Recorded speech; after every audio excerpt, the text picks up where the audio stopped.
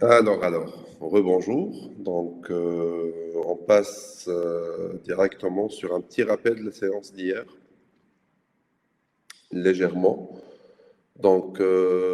Si vous vous rappelez bien, en fait, on a discuté du chemin de comment s'internationaliser et comment scaler en tant que start-up ou bien en tant qu'entreprise, et généralement les 12 disciplines que doivent faire les entrepreneurs.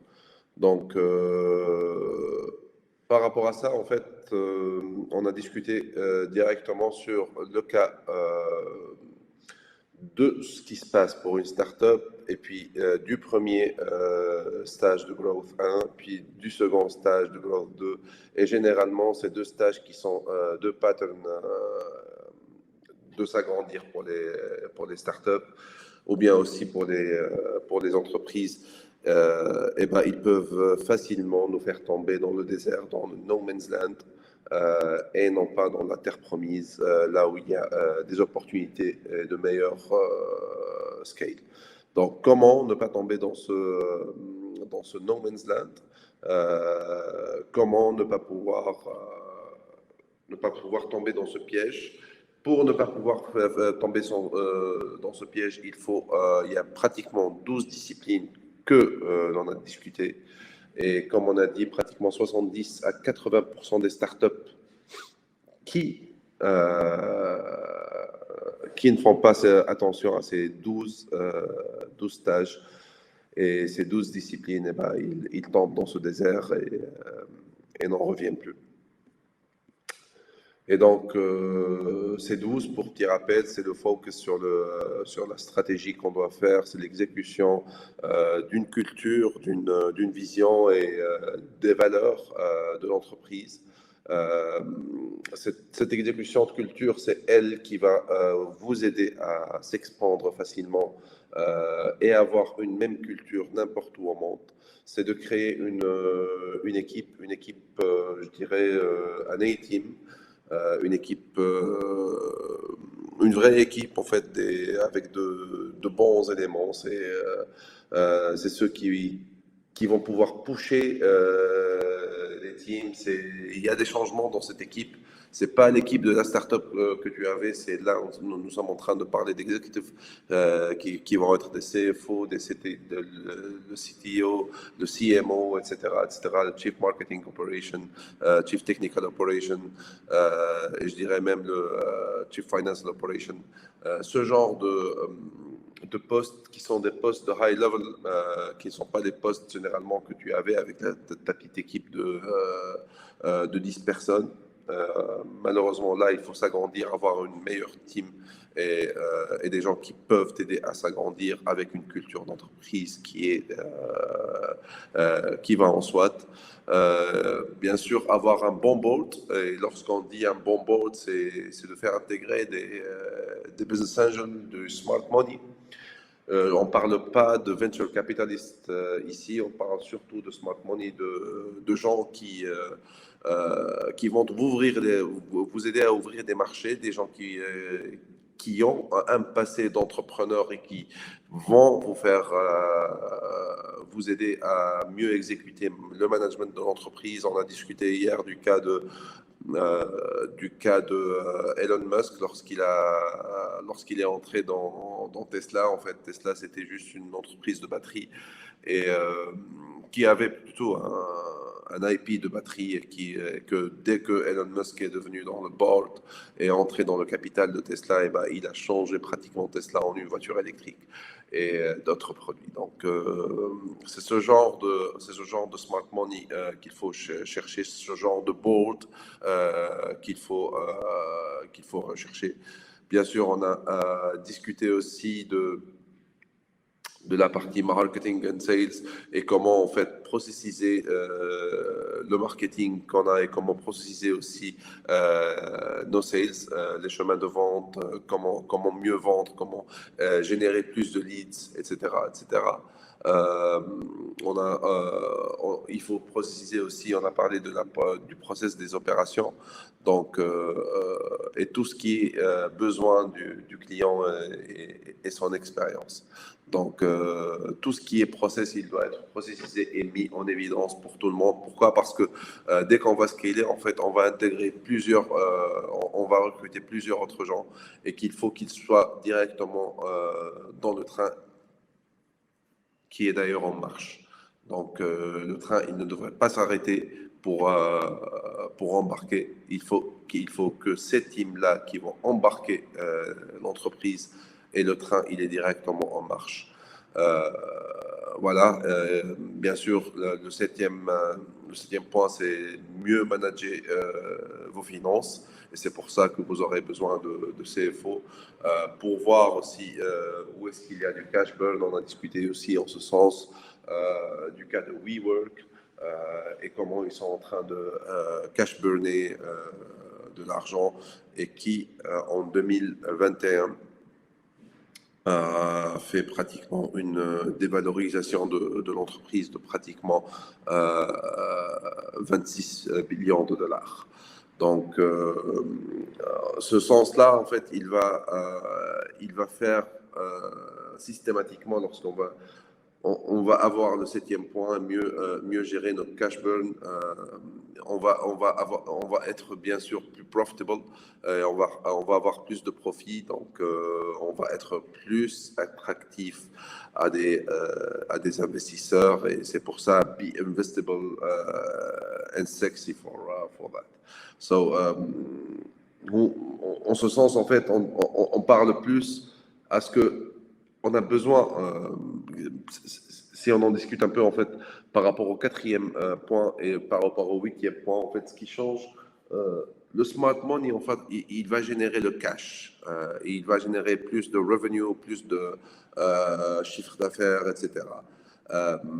Malheureusement, il ne va pas, on ne pourra pas demander à un business angel de faire une levée avec lui de 10, voire 20, voire une centaine de millions de dollars si on veut s'agrandir sur un marché tel que la Chine ou bien sur des marchés tels que les USA. Et donc, en ce sens-là, et lorsque la startup elle devient cash burning, et elle a besoin de cash pour mieux exécuter. Les fondateurs des startups sont des ingénieurs. Donc, généralement, lorsqu'ils focus, eh ben, ils focus directement sur le développement du produit ou bien ils développent eux-mêmes une partie de leur produit. Or, et je dis bien, en devenant CEO et en voulant scaler, ben, il faut qu'il monte en compétences, il priorise son temps, il voit les KPIs là où il faut, il devient KPI driven, là où il faut avancer, où le produit il doit avancer et avoir plus de data et suivre les data du scale qu'il est en train de faire. Il faut aussi, comme on a discuté, en fait, gamifier sa vie. Euh, Gamifier en fait pour que cette vie elle n'a pas juste le sens du boulot, c'est tout en fait. Gamifier pour que cette vie soit non seulement un sens de start-up, mais il y a aussi un sens de famille, il y a aussi un sens de passion. Euh, il faut aussi un personal growth pour vous. Donc là, on parle de passion, on parle de s'il y a du sport à faire, s'il y a des livres à lire, et tout ce qui est en fait qui va maintenir un peu votre mojo. Et bien sûr, le douzième point, tout ce qui est rewarding, parce qu'on ne fait pas ça pour juste faire ça ou bien le plaisir, eh ben, il faut les rewards pour l'entrepreneur, que ce soit des rewards en shares d'entreprise ou bien en argent. Et il faut prioriser cela. être riche ou bien être le roi, c'est ce qu'il faudra choisir. Donc là, c'était pratiquement les 2 premières heures de notre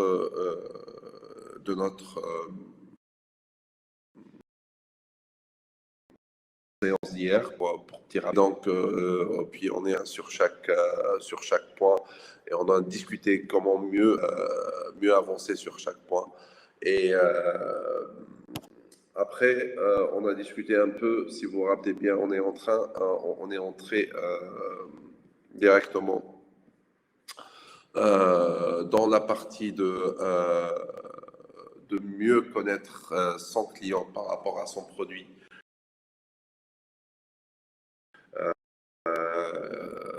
Par rapport à son produit. Donc, c'est tout mieux connaître. Est-ce que le marché où vous allez scaler, il connaît votre produit et en tant que personne, est-ce que vous connaissez les clients à qui vous allez vous adresser? Donc, si vous vous rappelez bien, nous avons fait les principaux apprentissages que nous avons essayé de travailler, c'est quoi une segmentation de marché? Certes, vous la connaissez, mais c'est une segmentation de marché que vous connaissez qui est généralement dans votre marché actuel. Là, il faut connaître la persona de clients que vous ne connaissez pas. Là, on s'explique, on a discuté. Si vous avez un produit ou service et que vous êtes une start-up italienne ou bien une start-up tunisienne et que vous voulez vendre ce produit ou service en France ou bien aux pays nordiques ou bien aux USA, et ben, comment connaître les behaviors et les personas et les habitudes des clients qui sont là-bas. Les marchés, ils changent, la culture change. Qu'est-ce qu'il faut faire? Qu'est-ce qu'il faut embarquer? On a discuté aussi hier du point de vue qu'il faut, qu'en ce sens et dans ce scale, généralement, on recrute des gens de ces zones où on veut scaler. Donc, pourquoi on recrute des personnes et des ressources humaines qui sont de ces zones où on va scaler? Parce que eux, ils connaissent mieux la culture de ces pays-là. Et en fait, c'est plus facile d'entrer avec une culture et même en adaptant votre culture d'entreprise à la culture de ce pays-là, que d'attaquer un marché sans avoir la culture et sans avoir les bons métriques d'entrée. On a discuté aussi de ce cas-là, du cas de Uber. Normalement, tout le monde connaît Uber. Et son entrée en Chine qui a été désastreuse et qui a fait perdre pratiquement à Uber 5 millions de dollars et même en opération sur le marché chinois. Donc, bien, on a discuté un peu là où vous êtes. Est-ce que vous êtes vous allez scaler avec juste une technique ou bien avec juste une idée de scale ou bien avec de la passion de scale. Et là, on a discuté comment en fait funneliser le total accessible market par rapport à un marché que vous allez que vous voulez scaler. Et donc, si on se rappelle bien, on a fait un petit peu le workshop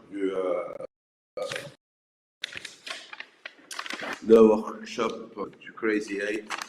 Là, ouais, c'est une feuille, on a essayé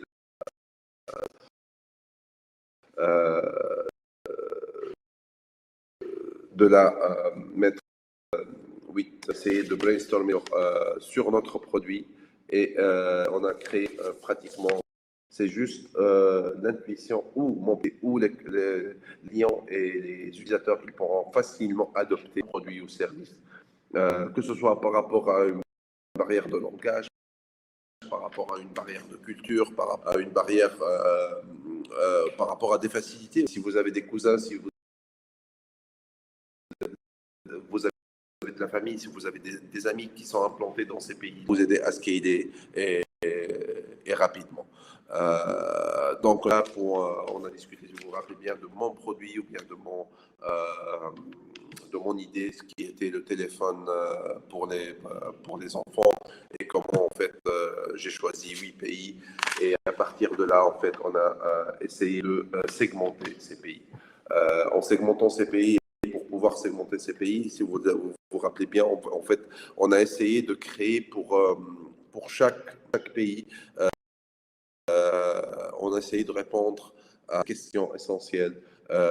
Est-ce que le client sur le marché où on veut s'exporter, euh, il a les bonnes finances pour lui?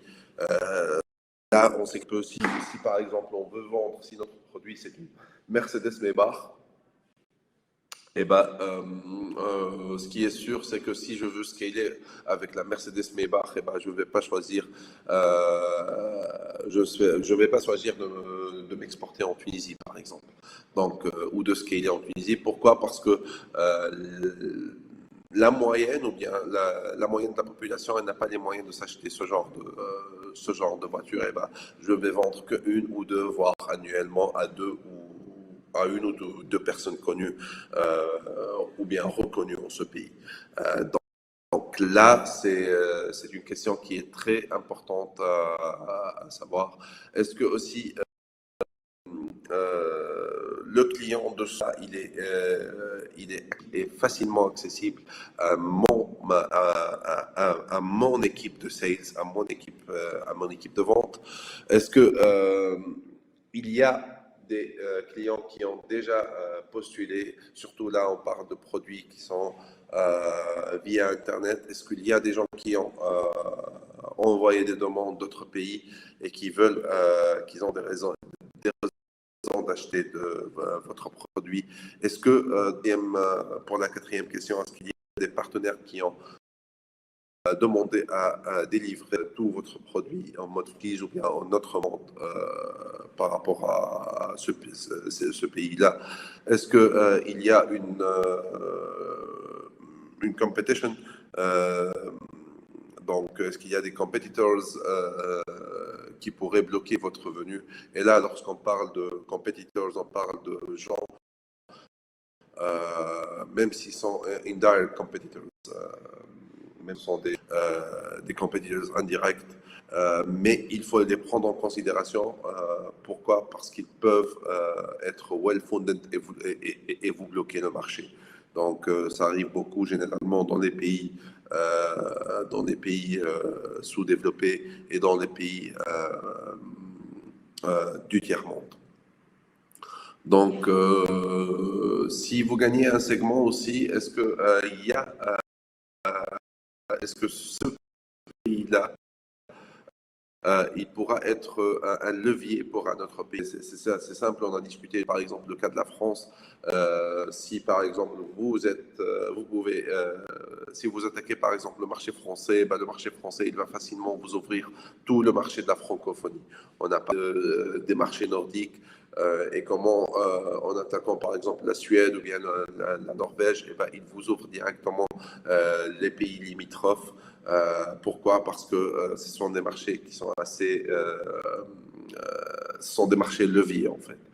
On a parlé du cas de l'Espagne qui ouvre directement aussi les pays hispaniques de l'Amérique du Sud. Est-ce que votre marché il a les valeurs, la culture et les passions que votre entreprise est en train de driver? Donc ça, c'est des questions auxquelles vous pouvez directement répondre sur le Crazy 8 et créer un petit paragraphe par rapport à cette question et qui vont vous aider à facilement, directement tomber sur un marché auquel vous allez travailler après. Donc là, vous aurez aussi besoin par rapport à ces 8 pays d'identifier les end users, les applications par rapport à chaque pays. Là, par exemple, si vous êtes en train de faire je dirais par exemple, vous êtes une food company et que vous voulez par exemple scaler sur les pays arabes ou bien sur les pays qui ont une population juive, eh ben, vous devriez aussi voir si est-ce que votre... Donc, on reprend là par rapport au Beachhead Market. Donc, on va discuter plus et décortiquer plus les marchés qu'on a identifiés. Avoir pratiquement toutes les datas sur ces marchés-là. Donc, comme discuté en fait hier, on a fait l'exercice, on a fait les datas par rapport à chaque marché. On a essayé de mettre à 4, donc de 8 et de tomber jusqu'à 4 marchés. Et là, pour le moment, pour moi, en choisissant ces marchés-là, en fait, j'ai choisi d'attaquer uniquement les 4 marchés de la Suède, Norvège, Finlande et France. Et j'ai délaissé directement, et par intuition, par les premières datas qu'on a travaillées, j'ai délaissé en tant que premier growth, j'ai délaissé les USA, la Chine, l'Inde et le Brésil. Donc là, c'est ce qu'on va essayer de faire. On va essayer de prendre les critères qu'on a mis dans le step 1 et on va essayer de plus créer une histoire par rapport à ça. Que ce soit par rapport au marché de la Suède, par rapport au marché de la Norvège, par rapport au marché de la Finlande, par rapport au marché de la France, et de plus donner de détails sur les 7 critères qu'on a sélectionnés.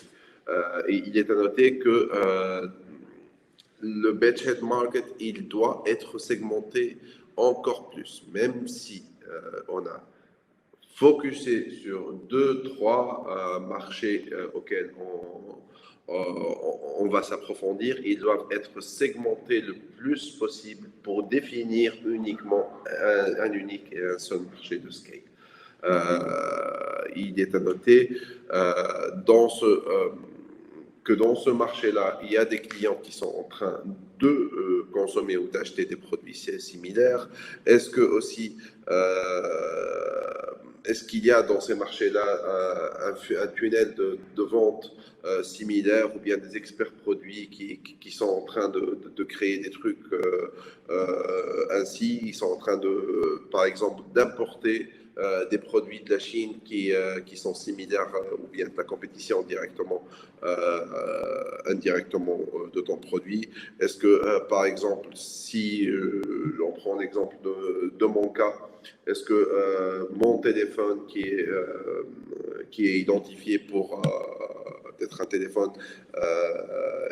easy pour les enfants et tout ce qui est scolaire, est-ce qu'il y a des produits qui sont directement ou indirectement importables qui sont concurrents, donc comme des tablettes Kindle de Amazon ou bien d'autres tablettes chinoises, etc., etc.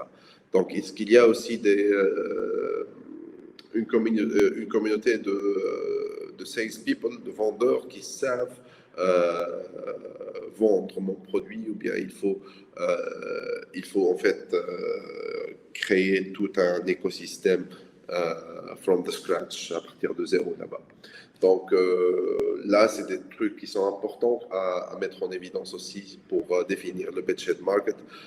Est-ce qu'il y a du bouche à oreille par rapport entre les clients là-bas? Est-ce qu'il y a une référence sur ce marché-là? Par exemple, si je suis en train de faire des soft drinks, est-ce qu'il y a par exemple Coca-Cola qui est présent, Pepsi ou autres qui sont des références et qui sont en train de faire des purchases? Est-ce que aussi il y a des barrières? Est-ce qu'il y a des personnes, si par exemple nous sommes dans des pays de dictature, généralement leur famille, c'est eux qui achètent qui sont la barrière d'entrée à ce marché-là? Est-ce qu'il faut que je crée un partenariat avec l'un de ces membres de famille pour entrer à ces marchés-là? Donc, tout détaillé sur cela. Et afin de connaître le Beachhead, celui qu'on va attaquer après tous les détails, tous les détails qu'on a définis, à partir de ces 7 questions, à partir des data qu'on va collecter, etc., etc. Si vous vous rappelez bien, moi, hier, je me suis trouvé avec le marché français. Pourquoi le marché français pour mon produit? Parce que Il y a mon produit est déjà utilisé auprès de quelques écoles françaises. Il est facilement adapté par l'école Montessori, qui est une école qui est en train d'émerger aussi en France. Et que à partir des écoles françaises, eh ben, je peux attaquer pratiquement toutes les écoles françaises de la francophonie. Et c'est pour ça que j'ai choisi d'être sur le marché français, rien qu'avec les datas de ce pays. Donc maintenant, en fait, notre travail, en fait, il faut profiler le end user, la personne qui va utiliser mon produit. Eh ben, il faut lui créer son profil, il faut mieux connaître ses end users. Il peut en être un seul ou bien plusieurs end users. Et là, c'est ce qu'on va discuter en ce sens. Donc à partir de là, en fait, on a défini comment va un peu le bateau du pirate. Il a directement connu qu'il a trouvé l'île auquel il va entrer. Et là, en fait, à partir de sa loupe, il est en train de les voir et il peut les décrire et il peut focuser sur eux. Donc connaître les gens, les end users, sur ce segment de marché, c'est la chose la plus importante et c'est ce qu'on va discuter maintenant. Et là, en fait, on doit voir un peu la différence. Quelle est la différence entre un end user, un utilisateur final, et une unité de decision maker?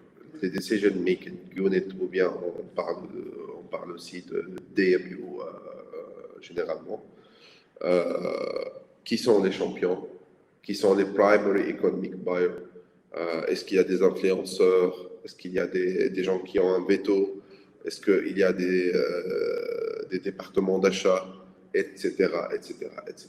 En fait, il faut tout identifier pour connaître notre sales point, comment on va scaler en ce pays. Donc, pour connaître en fait le end user, on doit savoir le profiler. Donc, est-ce que c'est un homme, c'est une femme, ou bien c'est un homme binary, comme on trouve un peu aujourd'hui par rapport à tout ce qui est la communauté LGBTQ? Est-ce qu'il a pratiquement un âge précis ou bien une rangée d'âge auquel on va discuter? Est-ce qu'il doit avoir des rentrées d'argent assez conséquentes? Est-ce qu'il a une localisation géographique précise dans ce pays? Qu'est-ce qui les motive? Que ce soit par rapport à ton produit ou bien par rapport à leur vie. Donc en fait, là, on peut discuter par exemple, on voit le cas de Coca-Cola lorsqu'elle entre dans les pays arabes. Et en fait, généralement, les pubs dans les pays arabes, généralement, ça va être des pubs sur la culture de famille, lorsque on est en train de boire du coca ensemble sur une même table. Donc, il part directement sur la culture de la famille, ou bien par rapport à Ramadan et comment Coca-Cola il peut déshydrater les gens. Donc, ce n'est pas la même communication de Coca-Cola qui est un peu partout dans le monde où généralement Coca-Cola, avec son brand, il discute plus de la joie de vivre et comment en fait Coca elle peut vous donner une meilleure vie. Voilà. Par rapport à d'autres questions qu'on peut supposément poser pour mieux connaître le end user. Donc, on va discuter est-ce qu'il a peur, de quoi il a peur, le plus peur, ces clients-là, qui sont les héros de ces end users-là. Est-ce qu'il prend des vacances? Est-ce qu'il va dîner à l'extérieur avant le boulot, après le boulot? Est-ce qu'il lit des journaux spécifiques, des sites spécifiques? Quelle chaîne TV ou bien quelle TV shows il regarde? Tous les détails par rapport à ces end users, il faut les noter, il faut les savoir. Est-ce que, en général, quels sont quelles sont ses raisons d'acheter des produits? Est-ce qu'il fait des savings? Est-ce que il aime tout ce qui est pression des amis, etc., ou bien pression de groupe? Est-ce qu'il y a quelque chose qui fait de ces end-users spéciales ou identifiables? Est-ce qu'ils ont une histoire? Ces questions sont très importantes en fait pour créer le profil de ton utilisateur final. Ton utilisateur final, par exemple, là, si on parle de mon cas qui est le téléphone pour les enfants, et ben s'il y a de gender, non, il n'y a pas de gender, il peut être comme étant une fille ou bien un petit garçon, mais là, on parle d'enfants, on a besoin de personnes entre 6 ans jusqu'à, je dirais, maximum 12 ans. What is their income range? Là, si je dois en fait répondre à cette question-là, bah, il faut retrouver, il faut que je recherche en fait son parent ou bien ses parents. C'est quoi leur rentrée d'argent généralement? Pour ma part, eh ben, il faut qu'ils puissent acheter non seulement le téléphone, mais aussi qu'ils puissent acheter l'application il va y avoir un SaaS fees dedans, mais aussi il faut qu'ils achètent de la data. Donc, je pense que l'income range, il doit être dans le middle society. Donc, généralement, un peu plus que 2500 € par mois pour la famille. C'est quoi sa géographie? Sa géographie, généralement, là, je suis en train de toucher les gens, les petits qui vivent, si je vais choisir par exemple la France comme le scale-up, les petits qui sont sur Paris ou bien sur les grandes villes, je dirais Paris, Île-de-France, je dirais Lyon, Nice, voilà, Bordeaux, par exemple, pourquoi pas. Donc, c'est des métropoles où il y a un income range et ce genre de personnes qui sont plus aptes. Je ne vais pas rentrer, par exemple, et rechercher un end-user qui est plus dans les zones rurales, même s'il est en France. Qu'est-ce qui les motive? Eh bien, ce qui les motive, en fait, c'est une meilleure éducation, de meilleurs loisirs en termes de vidéos. Et voilà. Donc, c'est ce qui motive directement. Si on parle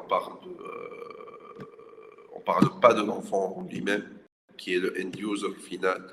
J'ai deux end users en fait. J'ai le end user qui est le parent et l'enfant. Pourquoi? Parce que l'enfant, il ne décide pas pour lui-même. Et là, je dois définir les deux en fait. Je parle les motivations pour l'enfant et les motivations pour le parent qui va acheter, etc., etc.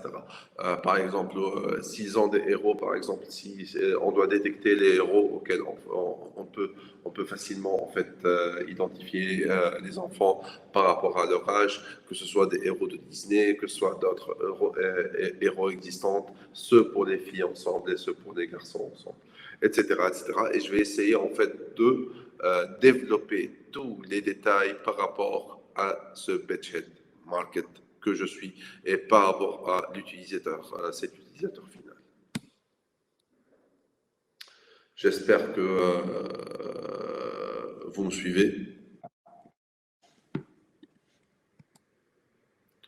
Donc là, j'aimerais bien que chacun d'entre vous essaye pendant, je dirais, 15 minutes de décrire le beachhead market et l'end user suivant les questions, comme je l'ai fait là pour mon exemple. Vous avez 15 minutes, vous avez pratiquement là les questions, comme je l'ai fait. Essayez de le faire pour votre cas et de les identifier. Plus vous entrez dans les datas, plus vous entrez dans le spécifique par rapport à l'utilisateur final, plus vous connaîtrez mieux votre marché de scale et vous ne serez pas dans une phase d'erreur, de crash. Allez, je vous laisse cet écran et on se retrouve à 10h15, 10h05 heure Tunis. J'espère que vous avez avancé sur l'exercice et j'espère que vous avez identifié euh, votre end user au sein de cet exercice-là. Donc, je ne sais pas s'il y a quelqu'un d'entre vous qui veut présenter. Je serais heureux de plus discuter avec lui, que ce soit David, s'il y a quelque chose à présenter. Sinon, j'avance.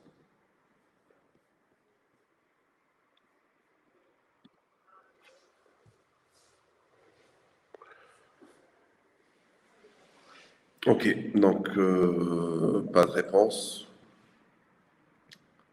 Voilà, maintenant, à partir de ce beachhead market, en fait, identifié, à partir du end user identifié, nous allons essayer, à partir de là, de calculer le total addressable market. Parfois, on parle de ça, total addressable market, parfois, on parle de total accessible market, et son ordre de grandeur par rapport à ce pays. C'est quoi le TAM? En fait, en cela, si vous voyez bien cette photo qui est devant vous, en fait, nous sommes le bateau, nous avons le beachhead market devant nous, et en fait, c'est simple, nous allons tirer. Donc là, c'est un bateau qui va tirer un missile sur sur cette île. Et la question, en fait, est-ce que ce missile qu'on va tirer, est-ce qu'il vaut, ou bien est-ce que lorsqu'il va attaquer ce beachhead market et ce total accessible market qui est là, est-ce que ça vaut la peine ou non? Et combien de heads il va attaquer? Donc, c'est là. Donc, on va identifier toute la partie démographie des end users, comment on les a définis dans notre exercice.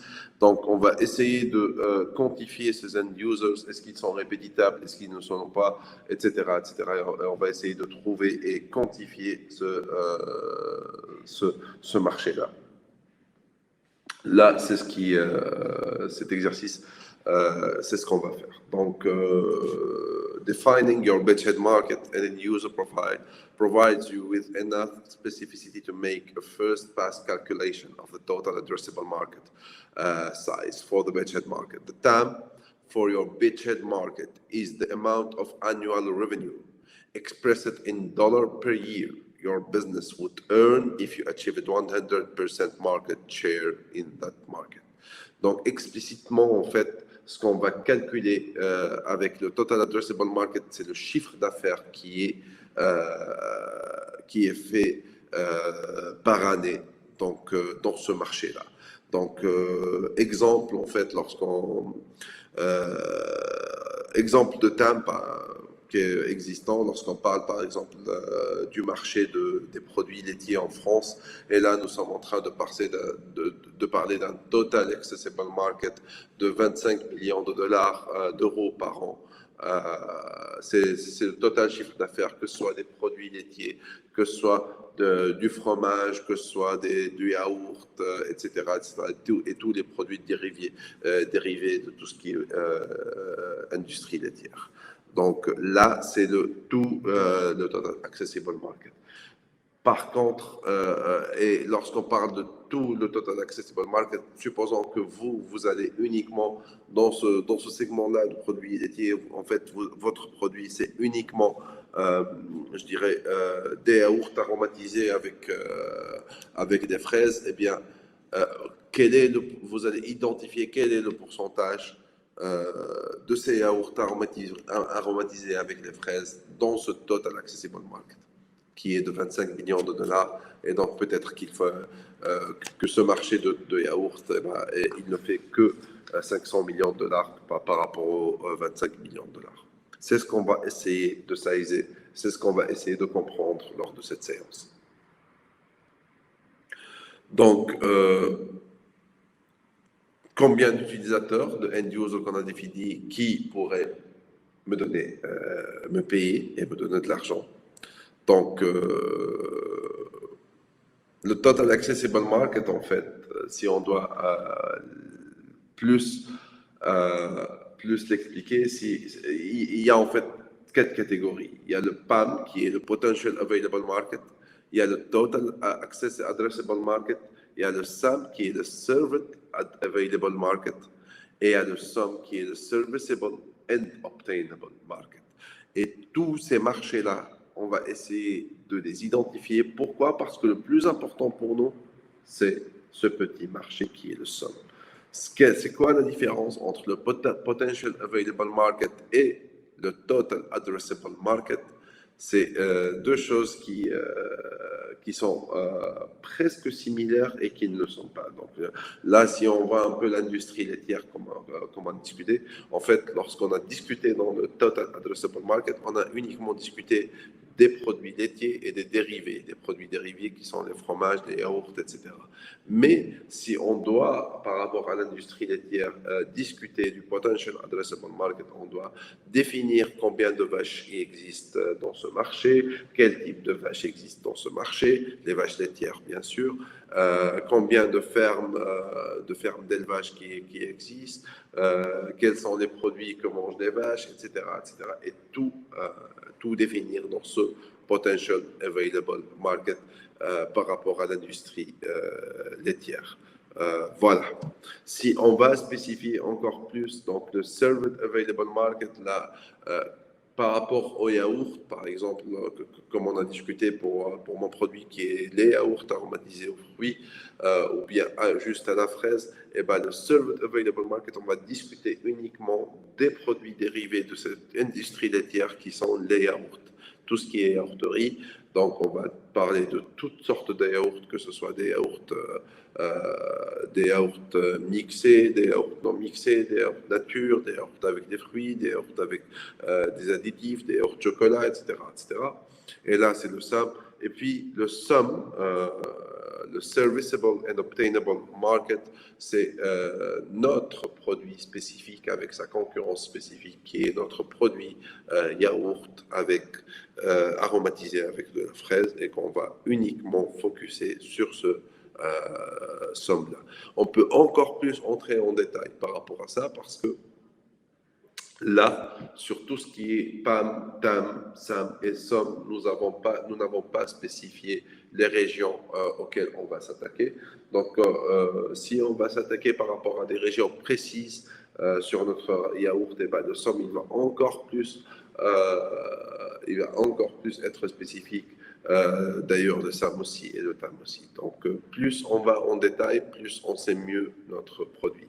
Donc, et là, lorsque je parle de région, certes, je vais attaquer le marché français, mais est-ce qu'avec le marché français que je vais attaquer, est-ce que je vais attaquer tout le marché français ou bien uniquement une région donnée, que ce soit Île-de-France ou bien Lyon ou bien la région de Bordeaux ou bien la région de Marseille. Donc, là, si je vais identifier uniquement quelques régions précises, eh ben, je devrais calculer mon TAM par rapport à ces régions, uniquement ces régions-là. J'espère que c'est compréhensible. Et maintenant, on va essayer de travailler en fait tous les profils persona, tous les profils persona de notre Bedshed Market et connaître pratiquement les decision making unit de ce end user. En fait, pour parvenir à attaquer ce end user, il y a probablement des decision making units qu'on doit discuter avec. Donc, par exemple, si on reprend notre produit qui est de ma startup, qui est le smartphone pour les enfants, la decision making unit par rapport à ce produit, c'est ses parents, son papa ou sa maman. Si on prend par exemple le produit du yaourt qu'on a discuté, yaourt aromatisé à la fraise, il y a une decision making unit qui sont les big retailers comme Carrefour, comme Géant, comme Marché U, etc., qui sont en France, donc, ou bien un peu ailleurs dans d'autres pays. Donc, sur chaque marché, il y a des influenceurs il y a des gens qui vont ouvrir, des gens qui ont la clé d'ouverture de ce marché-là. Et là, on doit profiler ces personnes-là et on doit mieux les connaître. Donc, je pense qu'avant d'y aller, en ce persona, j'aimerais mieux que vous essayiez de, de trouver quelques datas en termes de revenus par rapport à votre startup et d'essayer en fait d'essayer cet exercice pendant 15 minutes pour identifier au moins le total addressable market de votre beachhead market que vous avez choisi. Donc, je vais essayer de prendre avec vous un petit exercice, comme on a parlé des produits laitiers, par exemple, produits laitiers, euh, marché des produits laitiers en France.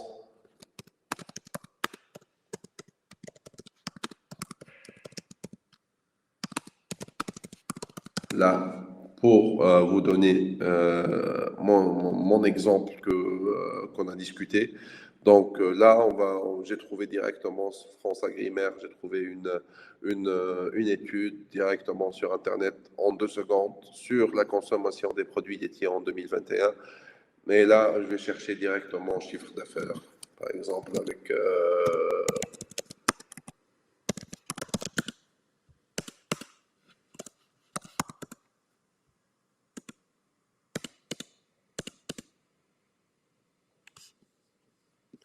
donc, toc, toc, toc, toc, toc. Là, on voit bien comment ils sont en train de régionaliser. Donc, il y a la région parisienne, l'Île-de-France, ils prennent l'Est, le Nord, l'Ouest. Et là, c'est quel marché, moi aussi, je vais attaquer. Donc, c'est à partir de ces, marchés que je me dois d'avancer et essayer de trouver mon tas.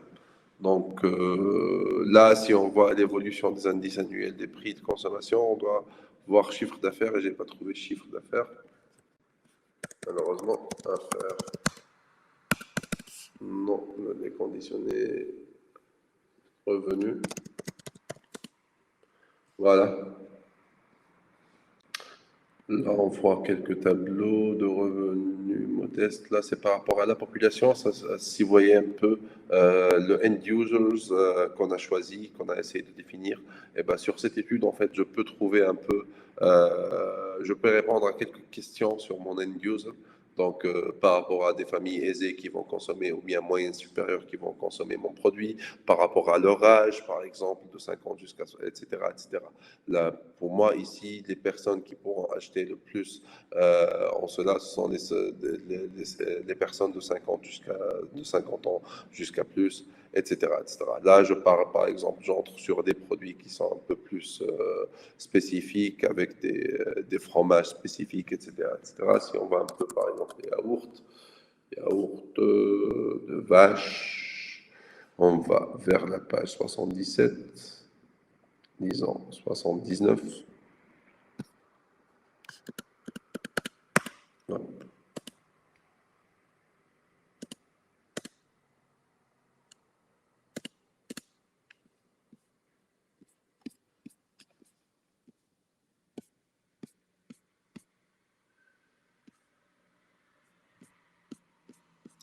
Les yaourts, page 79. On y est presque.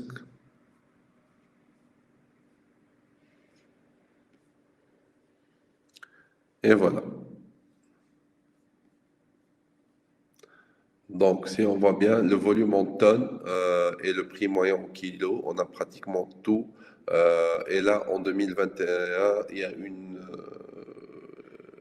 on a pratiquement les chiffres exacts et leur évolution sur toute l'année, comment ils sont en train d'évoluer en termes de pricing, mais aussi en termes de combien de tonnes.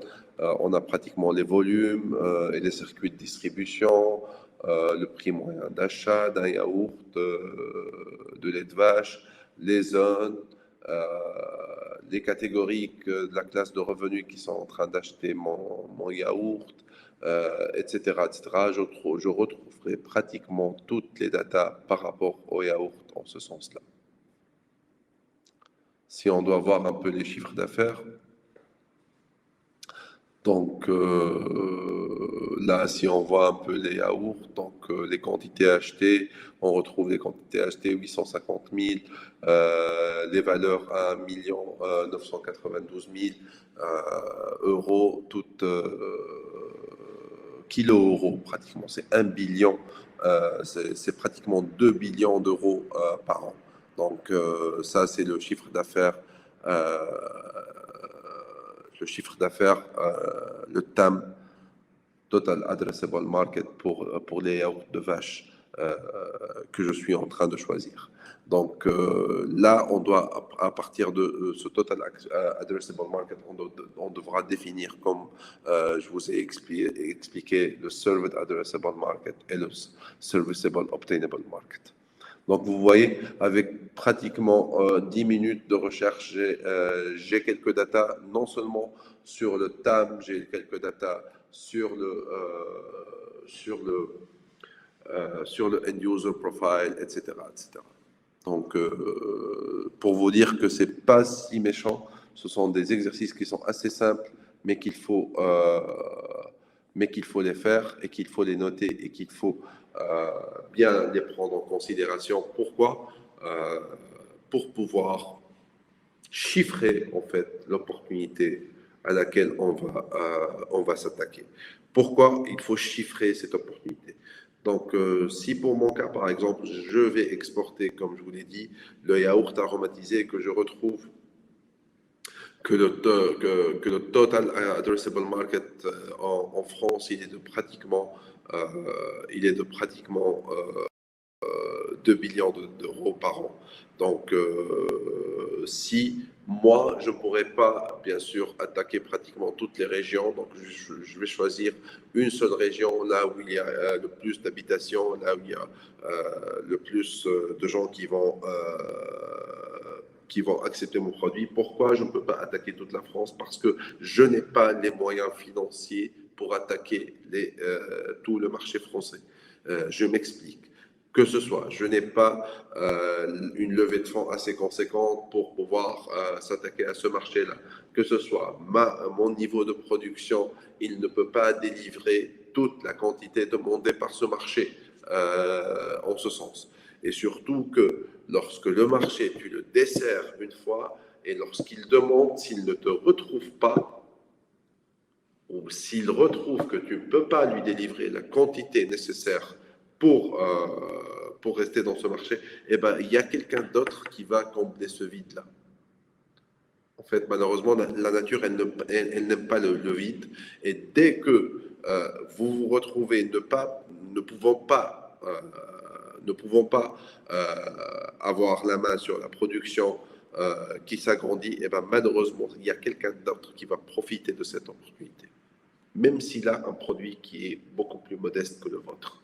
Donc, en fait, pour scaler, il faut avoir les muscles nécessaires pour scaler dans ce genre de marché. Et c'est pour cela qu'il faut bien étudier qu'est-ce qu'on va faire en ce scale et quelle région choisir.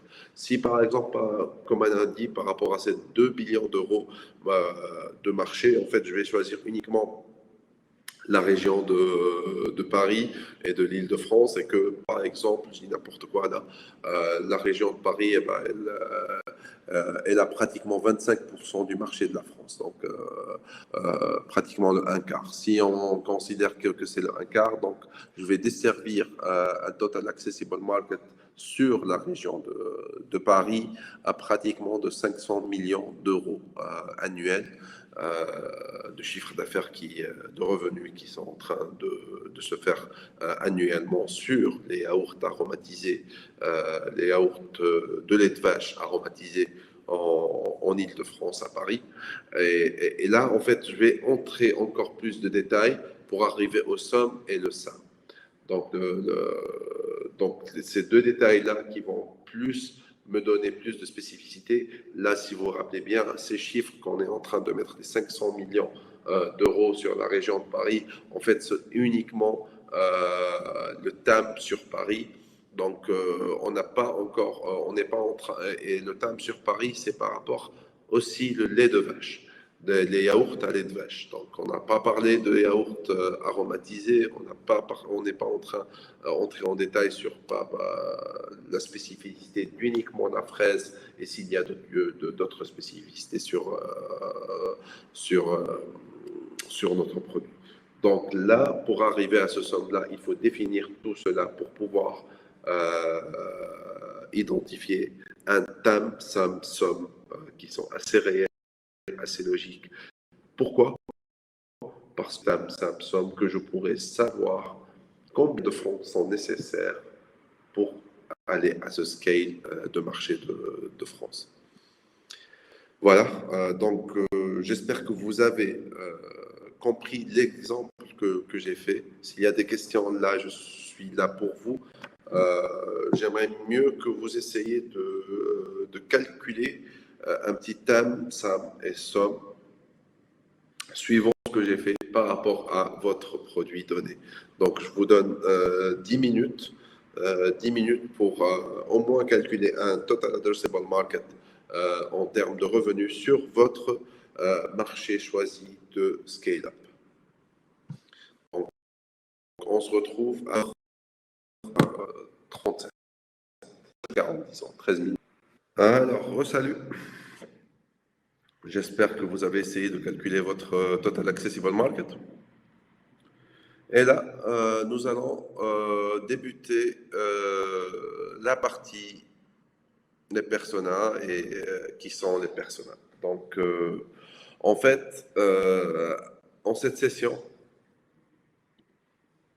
nous allons connaître, nous allons essayer en fait de donner un persona à chaque end user ou bien à chaque potentiel qui pourra être intéressé par notre produit ou service. Donc, on va essayer de l'identifier, de lui un narratif, un persona. On va essayer de connaître comment builder ce narratif de cette personne. Et on va essayer de trouver les réplicas de ce personne. Comme on voit ici, par exemple, par rapport à ces personnes qui sont en train de penser à ce Chuck qui a 42 ans, qui fait du vin et qui aime beaucoup Lady Gaga, et ben, pratiquement toutes les personnes l'ont reconnu, que ce soit un vieux financier, que ce soit une personne, un juriste, bien que ce soit un mec de la R&D, un designer, etc. Tous ont directement pensé à ce Chuck et à ce personnage-là. Donc, comment choisir ce personnage-là? Le persona, en fait, c'est plus qu'un exercice. C'est d'identifier les valeurs de ce client, de ce end user, ses valeurs, sa vision, sa culture, pratiquement tout ce qui touche ce persona en termes d'âge, en termes d'âge moyen, bien sûr, en termes de gender, de sexe, en termes de ressources, etc., etc. Pratiquement tout ce qui peut toucher ce personnage-là pour pouvoir, pour que les gens s'identifient à lui. Donc, pour moi, ce personnage, c'est un touch point à qui on pourra prendre des décisions par rapport à notre produit ou bien par rapport à notre service. Pardon.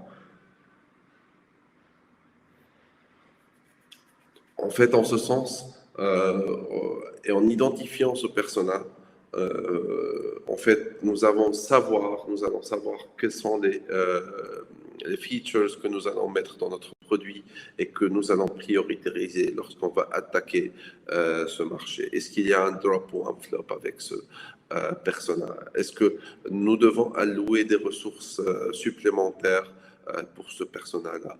Est-ce que nous devons recruter des personnes pour vendre notre produit? Quel message nous devons communiquer avec ce persona-là? Est-ce que nous devons est-ce que nous devons trouver quelqu'un avec qui devenir partenaire, etc., etc. Est-ce qu'il est influençable? Est-ce qu'il a un mindset sur notre produit? Est-ce qu'il y a des gens qui pourraient l'influencer, ce persona-là? Et bien, toutes ces parties de détails qui pourront identifier ce persona, nous devons les mettre en évidence. Et en fait, ce travail de persona, il va nous aider à mettre un focus sur qu'est-ce qu'il faut faire, où il faut avancer, sur quoi il faut, sur quel circuit sales il faut toucher, sur quel circuit marketing il faut travailler, plus que sur quoi ne pas faire. Donc, on va focuser sur qu'est-ce qu'il faut faire. En fait, cet exercice, il pourra non seulement définir explicitement qui tu vas servir. C'est un exercice qui va te donner un focus et réellement sur qui tu vas travailler en tant que personne, en tant que client, en tant qu'end user, et non juste sur les ressources à mettre par rapport à ce marché. On pourra aussi travailler sur les influenceurs, les decision making units, sur ces personnes-là. On pourra aussi travailler plus notre profil d'entrepreneur et de business en connaissant mieux nos clients et qu'est-ce qu'ils aiment. Et c'est ce qui, en fait, je dirais, c'est le mot de succès de tout entrepreneur. En fait, c'est ce petit détail d'entrepreneur, de fondateur qui sait focuser sur ces parties-là, qui sait être le plus proche de ses clients, de ses end users, qui pourra les desservir le mieux. Donc, si on voit par exemple le cas de Apple et le cas de l'iPhone, en fait, l'iPhone, il n'a pas changé réellement. Depuis 2008, depuis son existence jusqu'à aujourd'hui, il n'a pas vraiment changé. Nous sommes pratiquement sur le même niveau de RAM. Il n'a pas évolué comme ceux d'Android qui sont passés de 512 kg jusqu'à aujourd'hui 16 Go de RAM. Pour l'iPhone, non. Pour la caméra de l'iPhone aussi, nous sommes toujours en train de parler d'une caméra de 12 mégapixels. Et non, nous ne sommes pas à ces 128 mégapixels qui sont dans les caméras d'Android. Malgré qu'on est là sur l'iPhone 14 Pro et Pro Max, nous sommes sur des écrans qui ne sont pas limitless. Nous sommes sur des encochures, etc., etc. En fait, de tout ce qui est le changement d'un iPhone jusqu'à l'autre, en fait, il n'est pas fameux d'année en année et il n'est pas le même que celui de Android si on voit un peu Samsung et bien d'autres marques, comment ils sont en train de changer. Donc, pourquoi en fait il n'y a pas des changements faramineux en tout ce qui est technique? Parce que tout simplement, Apple connaît très bien ses clients et connaît le besoin de ses clients.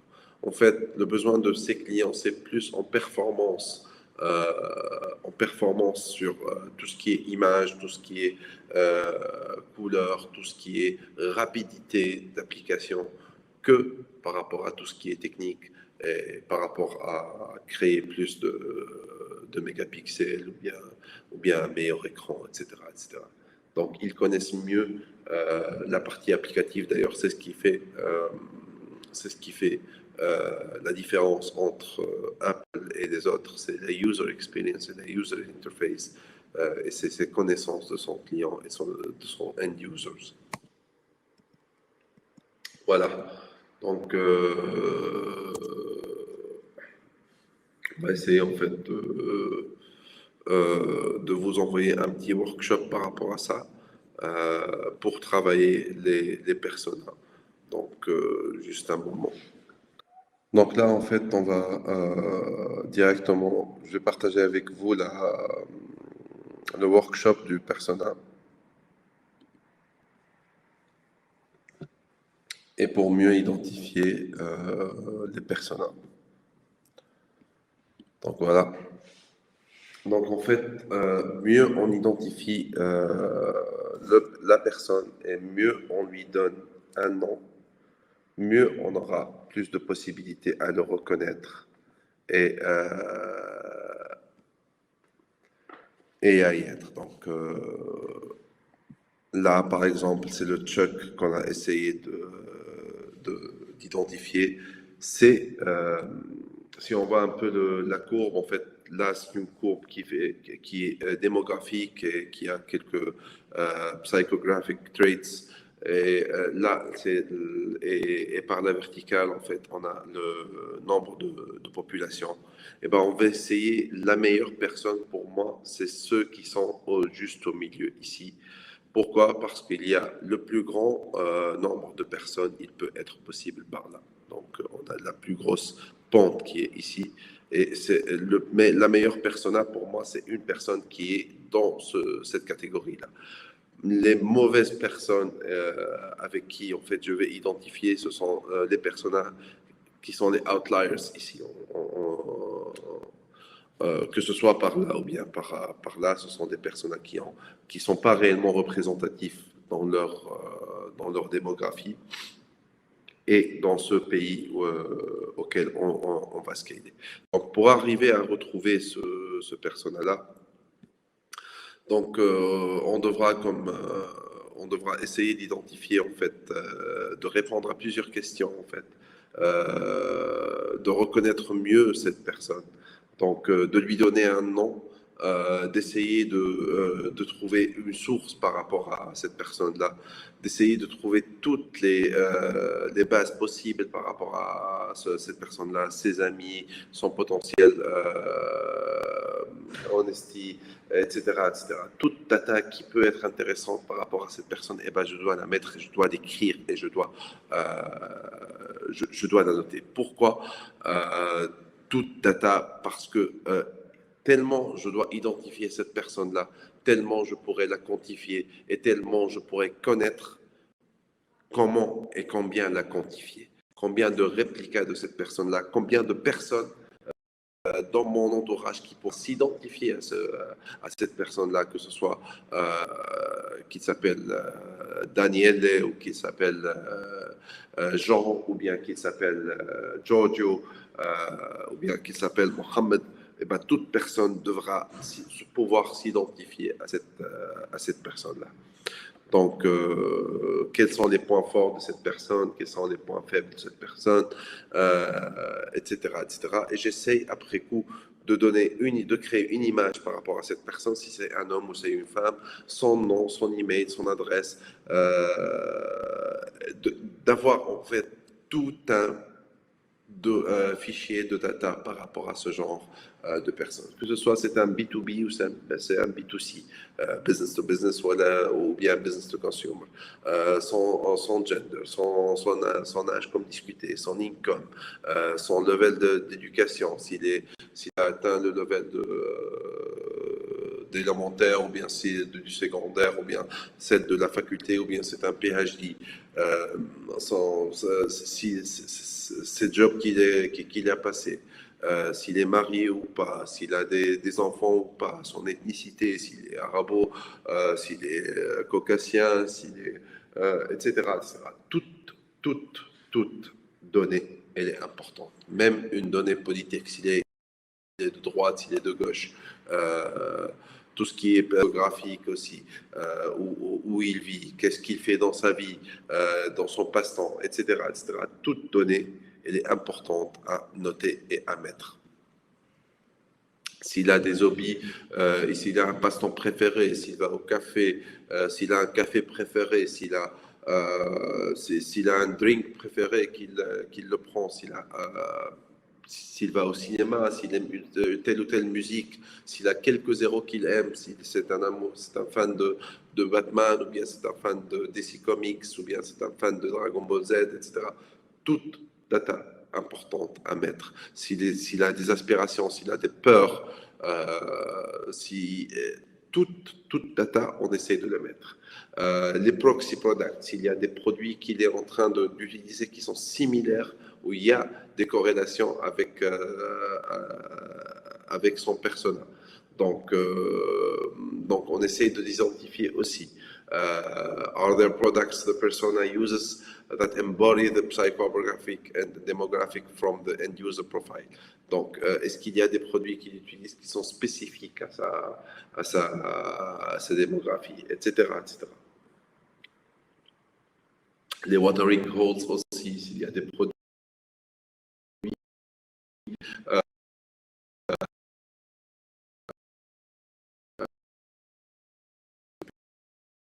qui peuvent, et des traits qui sont des traits avec le persona. Donc,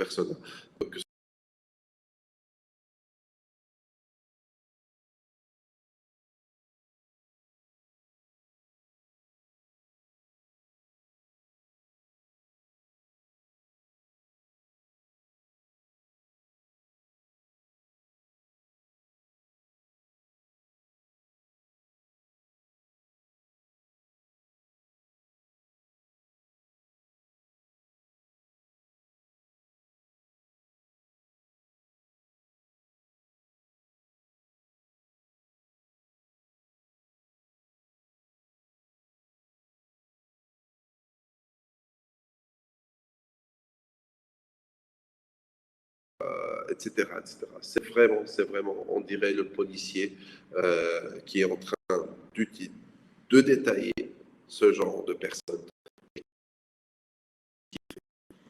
les priorités dans la vie de cette de les retrouver. Et tout cela, en fait, c'est pour arriver à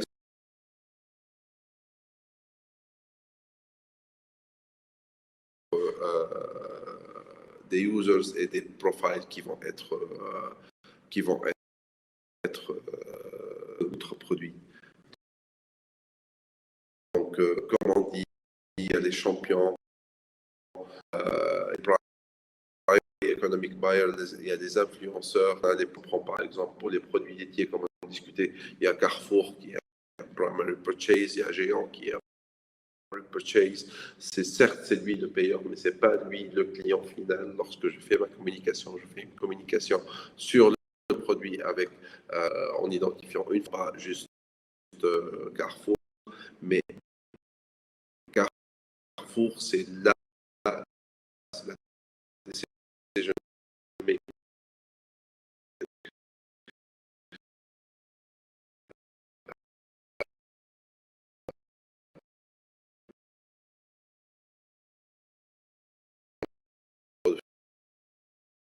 il va être exposé.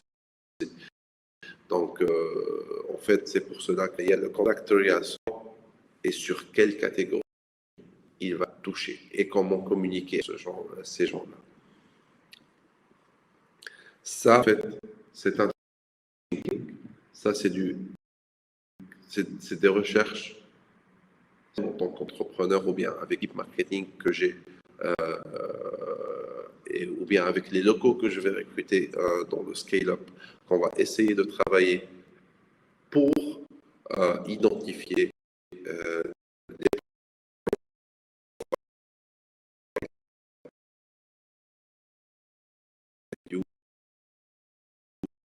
donc, qui n'est pas ciblé, avoir un ROI, un return on investment par rapport à la publicité qu'on va faire,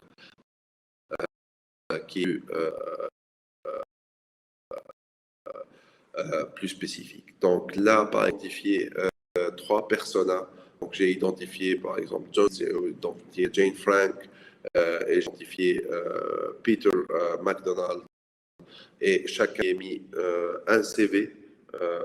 Là, par exemple, John Smith, c'est un New York City architecte. C'est un architecte qui il a un âge moyen de 40 ans. Il est marié avec deux enfants.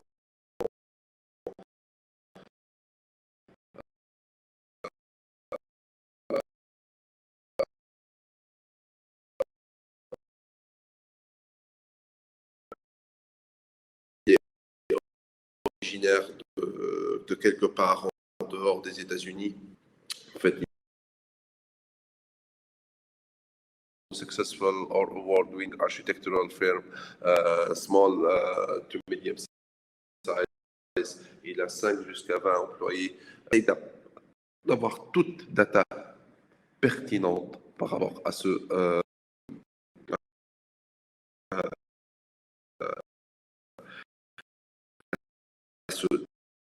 John et aussi, c'est one week uniquement 10 à 12 jours. Typical day begin, the typical day begin from 6 or 8 a.m. to 6 to 8 p.m. So, alors, il fait pratiquement 10 à jusqu'à 12 heures par jour, mais il débute sa journée de 6 heures du matin jusqu'à maximum 8 heures du soir.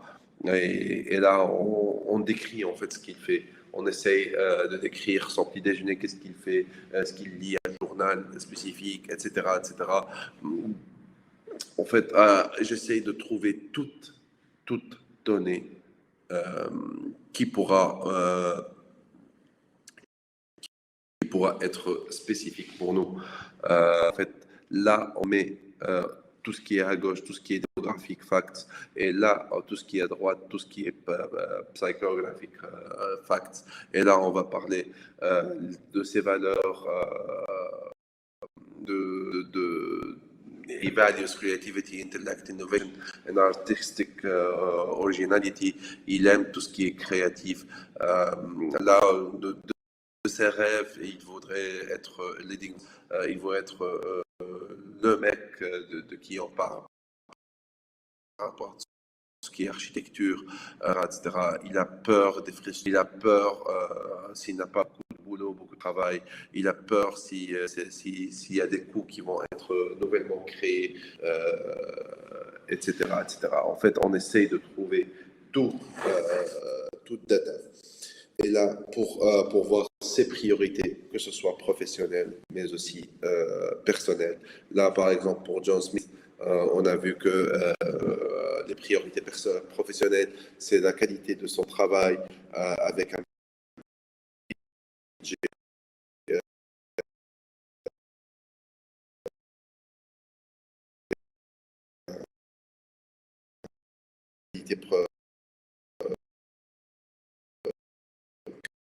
qualité, qualité produit et budget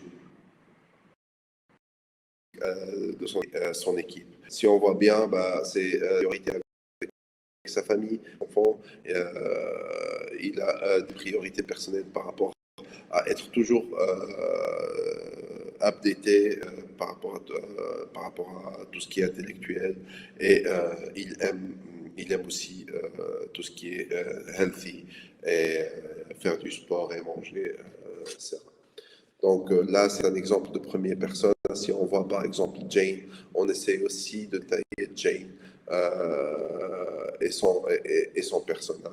Et on essaie de faire le même truc. Comme je vous l'ai dit, en fait, on peut définir 3, voire même plus de personas. L'idée, c'est d'identifier ces personas auxquels les gens ils pourront s'identifier autre part. Voilà. Donc j'espère que vous allez essayer de faire cet exercice. Je vous donnerai un petit peu moins de 15 minutes pour essayer de créer un CV comme celui-là. Donc là, je vous agrandis comme John Smith. Donc je dirais, ou bien voyons celle de Peter McDonald.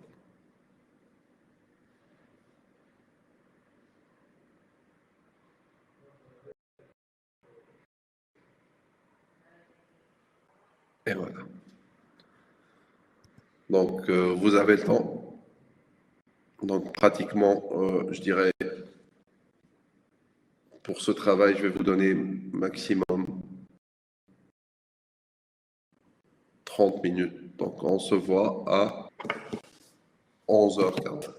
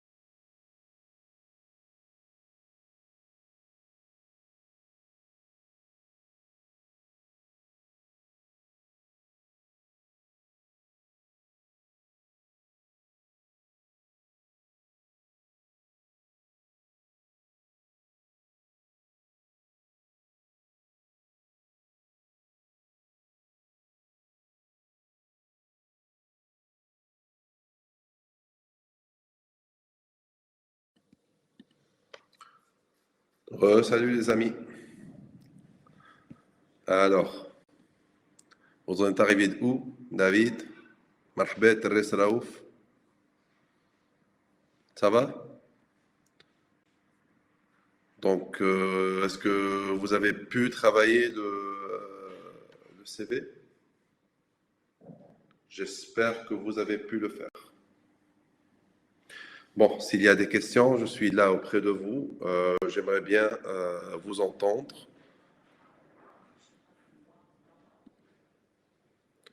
J'aimerais bien vous entendre s'il y a quelqu'un qui voudrait bien présenter.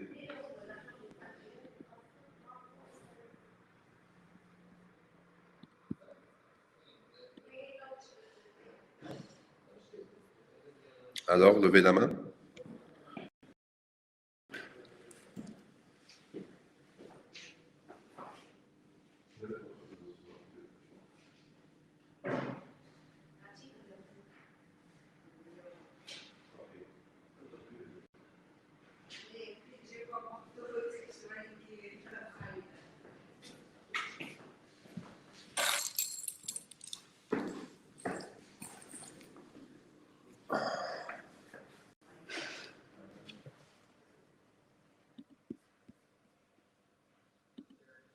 Bon, apparemment, il n'y a personne qui pourra présenter un truc.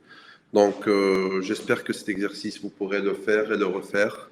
J'espère que vous pourrez identifier au maximum des personas, car c'est la chose la plus importante pour le scale-up.